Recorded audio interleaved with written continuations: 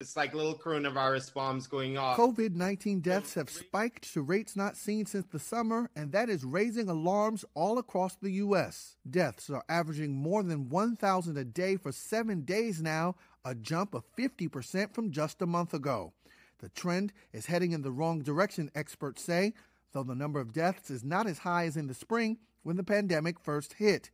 More than 177,000 new infections were reported Friday, a new daily record, with new cases staying above 100,000 for 10 straight days, according to a Reuters tally. Hospital beds are filling up fast, and intensive care units are running out of space in many states like Massachusetts. Massachusetts Republican Governor Charlie Baker. We're announcing today that we're going to reestablish a field hospital with 240 beds. Patients have more than doubled in 13 states over the past 2 weeks, most of them in the Midwest. Doug Burgum, the Republican governor of North Dakota, announced a statewide mandate on Friday. Right now, the data demands a higher level of mitigation efforts to reverse these dangerous trends, to slow the spread of the virus, and to avoid the need for any economic shutdowns. The state health officer, with my full support, has issued an order requiring face coverings to be worn in all indoor businesses and public settings. He's not alone. The dire situation has prompted a growing list of state and local governments to reimpose restrictions they eased during a summertime ebb in COVID-19 outbreaks.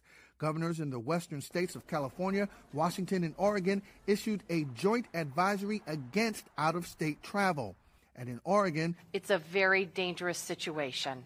Governor Kate Brown, a Democrat, is restricting get-togethers effective immediately. It's about social get-togethers, which are limited to 2 households or a maximum of 6 people. Californians have been hit particularly hard. Only California and Texas have had a total of more than 1 million COVID-19 infections.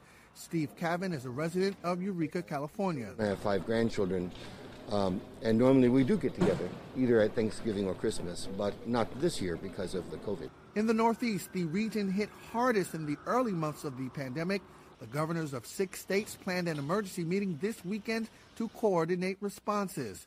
With colder temperatures driving people indoors, the situation is expected to get much worse across the country before it gets better.